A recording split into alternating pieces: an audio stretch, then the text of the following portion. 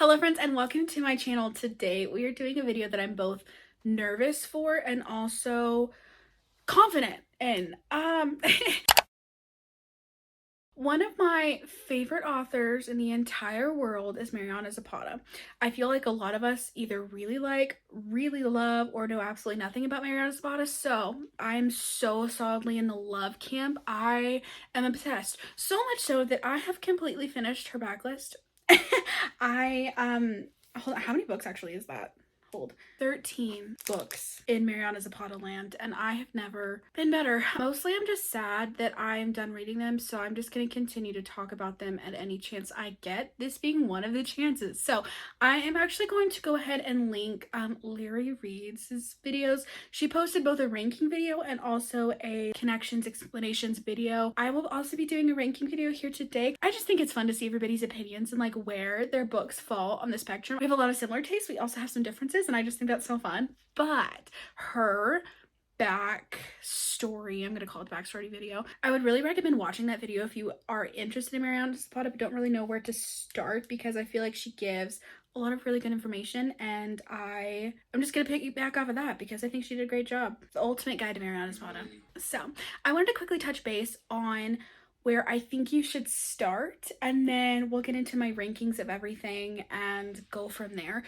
If I had to pick one book from Mariana Zapata's list of things that she's ever written, my absolute favorite and the one that I think that everybody should read, it's gonna be all roads lead here. Fairly unanimously, she has a couple like top tier books that everybody talks about. This is the book that I will always talk about. I love All Roads Lead Here. I think if you're gonna pick one book from her backlist to read, I think this is the book you should read. All of her books are interconnected standalones. They're not, I mean, kind of. They're barely interconnected. There's little Easter egg references. They're not really interconnected that much, honestly. However, it's fun to see the little Easter eggs. This book has the fewest, and if you read this book first, I feel like you're going to miss those connections the least. Like, I feel like this is probably the best starting place. I would not recommend, we'll get into it in a second, but I would not recommend starting with her earlier books. I feel like she gets better, like most authors do, as time goes on. I wouldn't start there. So, moving on. Do we ever move on from Mariana Zapata? I don't think we do. If you've never read Mariana Zapata before, I would definitely start there. We'll get into some other things, some other ways that things connect. There's definitely reading guides out there to look at. I do also want to clarify, there are 2 books from her backlist that I don't enjoy. We'll get into it, but for the most part, I love all of her books. Her books tend to be very, very similar. Like, one of the hallmarks of Mariana Zapata, I mean, other than this whole slow burn thing, is that she writes very grumpy, big, brooding male main characters and then very oblivious female main characters. That's just kind of like the structure that she does. I personally love it. I love the slow burn, and the fact that we as readers get to see some of the hints that there is some relationship happening, and then meanwhile homegirl has no idea. I love that. They're also told pretty exclusively from the female's point of view. We don't ever get the male point of view, so if that's something that you really need to have in a book, she's definitely not going to be the author for you. Mariana Zapata very much so is for some people and not for others. However, she's for me, and I think everybody should at least give her a try. And I got to a point there in the middle of reading all of the things where I couldn't rank everything because she was just such a comfort read for me, because I knew that I would be able to open one of her books and love it, and it was just so comforting. So I just felt like I wasn't really fairly ranking. Like, at some point you're gonna keep reading books from your favorite author and they're just gonna keep being 5 stars. And I felt like I was that way for a while. Definitely didn't stay that way for a while, but so if you have any recommendations for other authors that have kind of larger backlists like this that I just need to give a go, because clearly I have attachment issues in between Mariana Zapata and Elsie Silver, let a girl know, because I'm looking for my next hyperfixation. We're gonna tier rank these because I feel like that's fun. I've always wanted to do one of these videos. I was just gonna list them in like least favorite to most favorite, but the more that I get there, the more that I'm like, I don't know that I can fully do that. So I won't give myself the stress if I don't have to, because clearly this is the most important thing I've ever done. Something else I do just want to mention while I'm attempting to get to this tier ranking website If you're someone who doesn't like cheesy jokes, or like you die on like this is cringe hill, you might have a hard time with her writing, because I feel like she makes some jokes that are kind of just like, what? But they're just supposed to be more like realistic feeling and talk about real things versus just like perfect pretty romance, if that makes sense. Not like in a dark way, but in a way that like the main character is going to remind herself that the male character does indeed poop, because she has to remind herself that somehow he's not perfect. So she's just thinking in the background, like, just remember that he poops. And you're like, but like also you get it. It's kind of a weird thing. He's just like all the other guys. He does use the restroom. There's actually like a lot of bathroom humor, which yeah.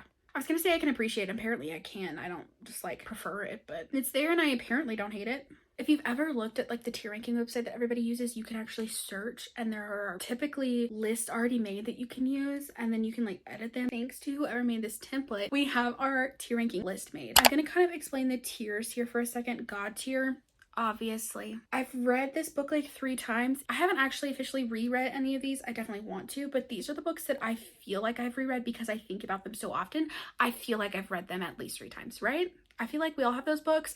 Many of these are those books. I love MZ. These are books that I was just like, eyes closed. These were a great time. I love Mariana Zapata. These books contributed to my love. I am obsessed. I Love You, But You Don't Have My Dreams. These were really great, but I don't think about them again. I don't hate them whatsoever, but they just like weren't everything to me, but they happened. Congrats, this book exists. Not my favorite. It just didn't really do it for me. It exists and it was something to read, and she did it. She wrote a book. I think that's awesome, but it's just not my favorite. I'm actually gonna go ahead and start with that category because I have 2 books that automatically go in the congrats this book exists category so solidly. I was so confident in this answer. Now I'm just like, I cannot. You know what? Screw it. Let's go all roads lead here into my God tier. We're going to God tier straight away. I love everything about this book. This is one of my favorite books of all times. I'm obsessed to the point where I think about it all the time. I think it's one of the most perfect books of all time. It introduced me to the single dad trope in a way that I actually loved and became obsessed with. I love Aurora running off to the mountains and like finding herself and dealing with grief and finding this new family and reconnecting with who she is, at the same time discovering who she is now. It's just everything to me. If you've not read All Roads Lead Here, again, I would start with it. It's my favorite. Dear Aaron, I liked it. I thought it was cute. It's an interesting format because a lot of it is just them messaging each other for the majority of the book. So it's a different format than any of her other books. It wasn't my favorite thing. I don't think about it on repeat. I did quite like them. Aaron is just the golden retriever guy. I like it, but it's not something that I think about all of the time. I feel like I'm gonna go with this in the I Love MZ category. Like, because I love Mariana Zapata, I love this book. Yeah? Cool. From Lukov with Love. This was actually the very first Mariana Zapata book that I read, and I do often think about this book. They're so mean to each other, but it's because they know that each other can handle that level of banter and that level of just like insults left and right, but they also like just don't really mean it, but they also just love joking around with each other, and they love joking around in that way, and they know each other can handle it, so they enjoy joking around with each other, and they're teammates. You get this lot of forced proximity. There's some caretaking. I think I might put it in God tier, honestly. Yeah, no, it's going in God tier. I love from Lukov. I feel like Lukov is another good one to start with. Technically, Jasmine's sister has her own book with her husband, and that is Dear Aaron. So if you read Dear Aaron first, you get some of the background. I read Lukov first and then went back to Dear Aaron. So that's totally fine. If you're really particular about orders, I kind of wish I had done it that way. I would have read Dear Aaron first. However, if you're someone who really loves sweet books, I feel like Dear Aaron is going to be your book because they're cute, they're sweet, they are just a very wholesome couple. And then her sister and Lukov are completely the opposite, and it's so funny to me that those 2 people came from the same family in theory, but like it feels very realistic to me that they are complete opposites in that way. So I prefer Lukov, but Dear Aaron was really cute, and I know a lot of people prefer Dear Aaron way over Lukov, but I'm very confident in that answer. Okay, Culty. I'm putting this, and I've read this book 3 times. It's not quite God tier for me. I like it a lot. I love the sports romance element to this. I really love the coach dynamic that was happening in Culty. I thought that was just really interesting. She basically gets to meet her like childhood hero and realize that she has some things in common with him.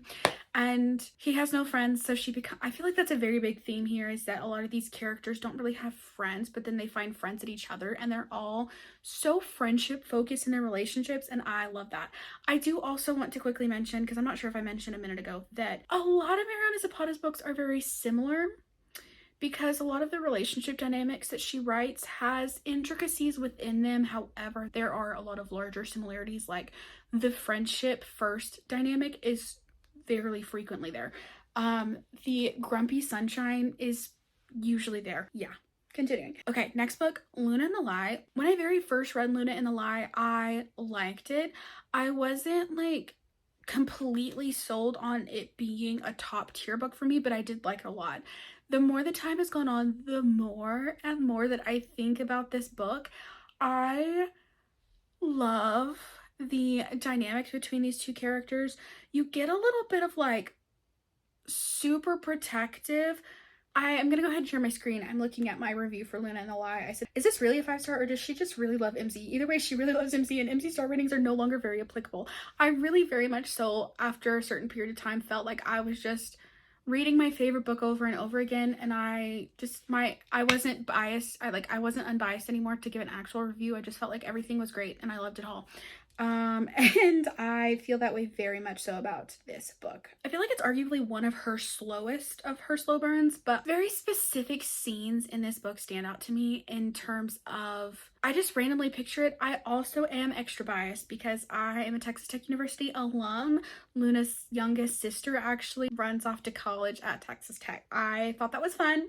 Just gonna throw that out there. I feel like I'm gonna go in, I read this book like 3 times. I don't know that I can put it at God tier because I don't just like picture the atmosphere of it as much as I picture like All Roads Lead Here. However, I really do think about it so stinking often, and I liked it so much more than I thought I would.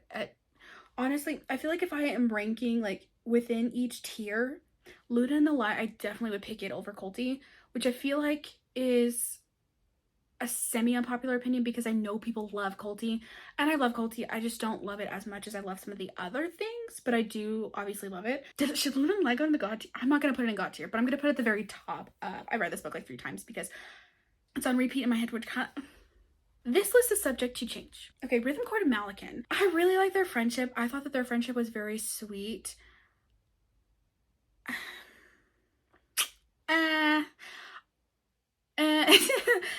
This is probably, I gave this book a 3-star. This is one of my least favorite books for her, if not my least favorite. I'm gonna put this in congrats. This book exists because I like it. I don't love it.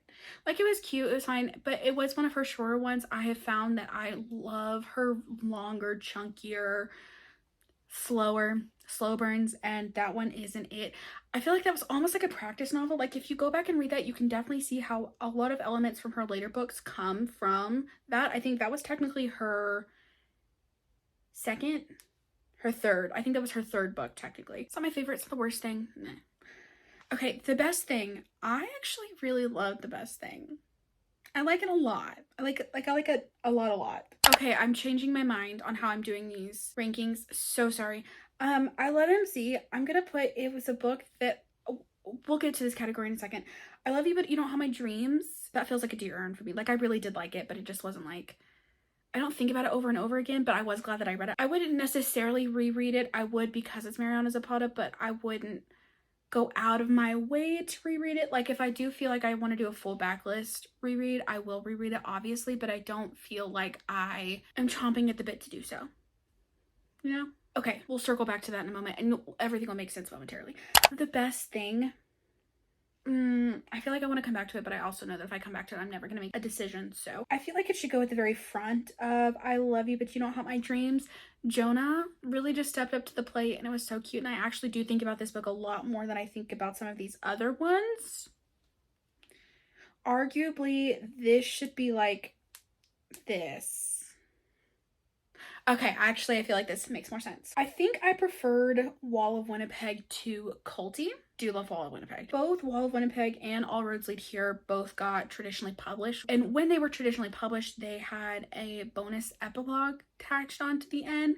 And I loved Loved those epilogues. I did recently read it and I was obsessed. It's not like one of my favorite books of all time, but I also just love those two characters. Vanessa, she's my girl. So Wall of Winnipeg is also, I think, a fair starting point. Hold on, this will make sense in a sec. Wall of Winnipeg, I quite liked. I love their relationship. I loved Vanessa. She like up and runs a marathon, half marathon. I don't know. She starts running, and like no, like literally, not like metaphorically running, but she starts like training for runs, and I think that's really cool. She also like quits her job. I have a hard time with talking about content creation-y kind of stuff in books. I just don't love the verbiage around it sometimes, and I feel like we all pretty commonly have that opinion, but I do feel like the way that she talked about her business, I thought it was cool.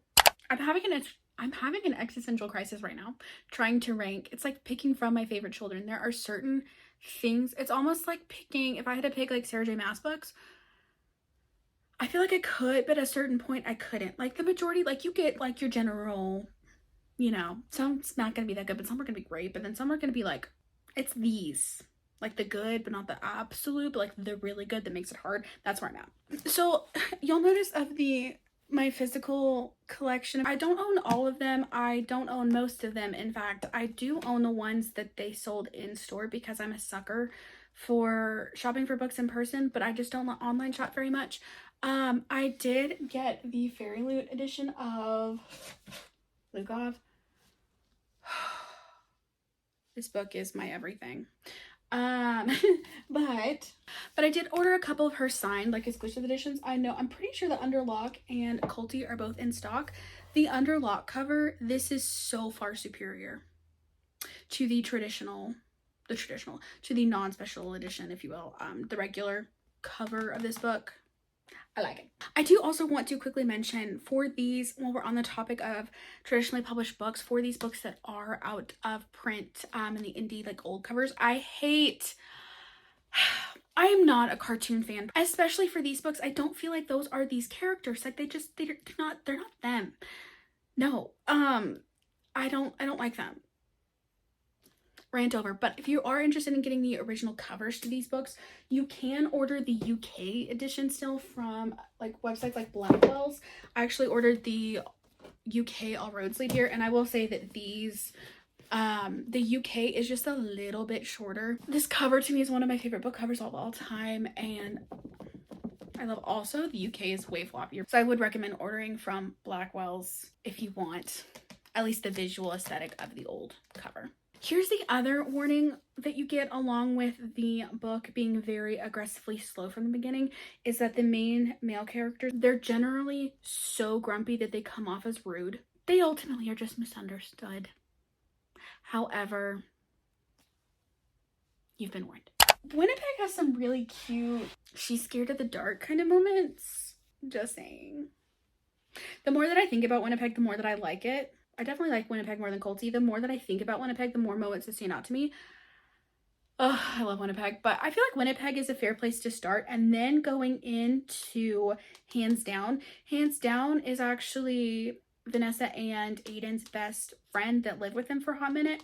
So I feel like that's a fairly logical, like you would read that in that logical order. Okay, easy one. Lingus, congrats, this book. I don't know. I can't choose if... Okay, so let's talk about Rhythm Chord and Malykhin and Lingus. Those two books are my least favorite for very different reasons. I feel like Rhythm Chord and Malykhin just does not really stand out to me that much. It was cute, but it was like short, sweet, whatever, moving on. Lingus had so much potential. However, I did not love certain elements of this book, being that it was set up to make our main character jealous. So they meet at a porn convention, and he is in fact a porn star. I feel like MC started off a lot more wild and then kind of settled into her thing. Is this her lowest rated book? It might be her lowest rated book. Oh my gosh, wait, she has a Goodreads account? Oh, I am following. I friended her. Heck yeah, I friended her. I feel like Lingus had the most, it started off with such high potential for me, and ultimately I really like the relationship. I did not like the characters, meaning that they meet at a porn convention and come to find out that Robbie Lingus himself is his... Also, ignore the fact that my iPad is very aggressively dying. I know that some of you are going to be very upset about that. Just don't look at it.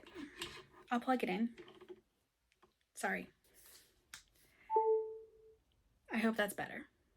So they meet at a porn convention, and it's supposed to be a very sex positive, sex worker positive book. Robbie Lingus, our male main character, Tristan, he is a porn star, and I feel like the way that that is addressed and her accepting him, I liked a lot. The part that I didn't love, two parts in specific. The first and the biggest issue that I had with it was that Kat is written to be a jealous character. Obviously, her whole like, it's hard to be emotionally invested in a person and also be like exclusive in a person when they're not exclusive with you intimately. And I totally get that argument. However, she's written in to be a jealous character because obviously that's kind of like, it makes sense, right? However, her jealousy was written in the fact that she would look at people and critique them. She was kind of putting down other women in her jealousy. Like she would look at one of the co-workers or one of the other women at the convention at several points during the time in which she was at the convention, and then later on whenever they go back to another signing event, she looks at other women and is kind of like, she doesn't think very kindly about them in terms of, she talks about how they're wearing very little clothes and how they're fake and they are old women thirsting after these young guys. It's like there's just certain terminology about that that did not sit well with me, and that's why it does have such low reviews on Goodreads. The other thing that was just a me thing, I didn't like, they didn't have a lot of verbal communication, and I felt like I was waiting for them to talk out what was going on, and they just would never talk it out. I just was missing out on a lot of verbal communication from the two of those characters. However, I did like their relationship aside from that. I thought that they fit really well together. They were cute. They just like hung out all the time and were each other's best friends, and there was a lot of jealousy on both sides. I like the jealousy on his side. Some of those elements are questionably also in Rhythm, Chord, malykhin, so I feel like they're on the same level. I do like a lot of parts about Lingus a lot more than I like Rhythm, Chord, and malykhin. However, there are a lot of parts that I like less. So I think I'm going to say that it's my least favorite, and it just is going to depend on the day, honestly, between which is my least favorite, but like, they're both not my favorite. I do feel like the congrats this books exist category for both of those makes sense because they weren't bad. I didn't hate them. I definitely am glad that I read them, and I'm glad that I like have completed the backlist, if you will, but yeah, I wouldn't necessarily go out of my way to recommend them. However, Under Lock, the more that I read that fairly early on in my MC journey, which I would recommend because there are so many references to anytime that any of these characters like go to Austin and get a tattoo, they're probably at Lock's studio shop, whatever. However, Iris was a virgin. How do I tactfully say this on the internet? There was a piercing involved, and I don't feel like their very first scene really made much sense physically.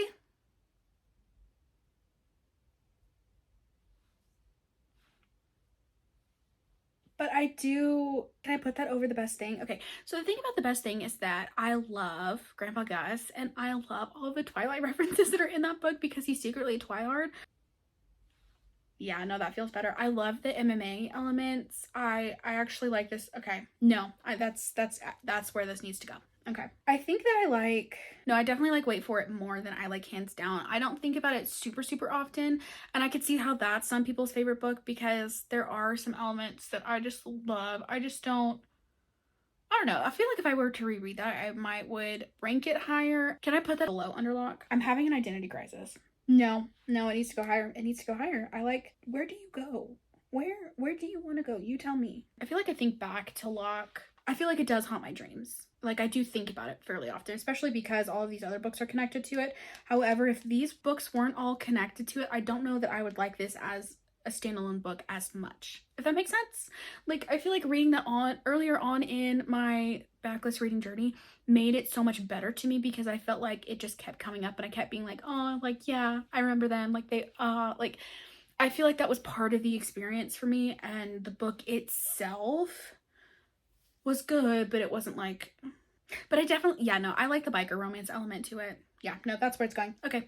Last but not least, Gracie Met the Grump. It's going in the I Love MZ category because this book is just so wacky and fun, and just like if Mariana Zapata has a passion project, this is what she was gonna write.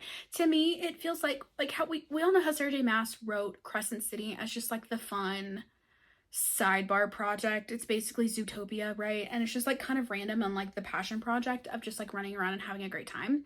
You can tell that it's very much so an author just writing for fun and not writing to like, I don't want to say that she's not trying to achieve anything, because she obviously did, but that's what happens if she just wanted to have a fun side project. And that's entirely what When Gracie Met the Grump was. I loved it a lot. It was just like fun and wacky and kooky. If this was a standalone and I hadn't already loved Mariana Zapata, I don't know that I would have loved it as much again, but it really was fun. You got like some superheroes. You're either gonna like it or you love it, and I loved it. And I love MZ for doing it. I feel like it was just like a side fun passion project that was also just a side fun book for me to read, and I loved it a lot. Yeah, okay, now I think this is where I'm going to leave this list off. I feel like every book in this list is going to be subject to change for me because I love them all so much, and I feel like they're all fairly interchangeable. They all have slight little differences, but at the same time, they are all really similar. I feel like not everybody is going to want to read all of her books. I love slow burns. She is the queen of slow burn. She writes the longest romance books in the world, and on several accounts, the first like beginning chunk of it is not interesting at all. But that's kind of the point. Like, you're not really supposed to be, you're supposed to have to work for the romance. That way, whenever the romance finally does hit, the burn just hits different. And I love. So if you have any other slow burn romances in particular, whether it's fantasy romance or it is contemporary romance or literally whatever, because I'm so team slow burn, it's not even funny. I've been ruined for slow burn. So if you have any recommendations, please let a girl know down below. I'm done with the backlist. I don't know what to read next, and I need a new obsession. Like I said, I need a new hyperfixation author, and I feel like I need more slow burn in my life. I feel like we all need more slow burn. Slow burn. How many times can I say it not in a row? Apparently, I'm going to say it one more time. I love slow burn, and everybody should read slow burn, and I'm going to stop. I think it's funny looking at this list too, comparing what I like versus what I don't like, because ultimately, Rhythm, Chord, Malykhin, and Lingus, I did like. There are parts that I disliked, but ultimately, I didn't overall dislike. But then there's so many in this upper stack. This upper stack is just so stinking packed, and I have never given an author so many 5 stars, other than obviously Sarah J Maas, but like any other, well, that's a lie, because I also really like Elsie Silver. I feel like there's so few authors in which you can just like pick up a book of theirs and it's gonna be good, or that all make for really good rereads. I feel like she puts in so many other elements into these characters, the backgrounds into their lives and all these struggles that these characters are going through, that you really get very emotionally connected to these characters. And when they finally come together, it's like no other. So that is where I will leave you. Thank you so much for watching. Like I said earlier, if you have any other slow burn recommendations for me, please leave them down below, because I need help. Or if you just have any other book, like romance recommendations that you also like that are kind of in this same category, let a girl know down below. And also, if you've read any Mariana Zapata books, what is your favorite? Because I think I would pick All Roads Lead Here. No, I would definitely pick Rhodes, but I also really like Lukov, and I also really like all of the other books. So I'm gonna I don't know, there's just something about Mariana Zapata. And I think it's funny too, because I feel like you either like her books or you don't, and if you do like them, you don't just like them, you are obsessed, and I love that. So if you haven't already, don't forget to like this video and subscribe to my channel for more videos, and I hope you have a great rest of your day or night wherever you are. Thank you so much for watching, and I will catch you in the next one.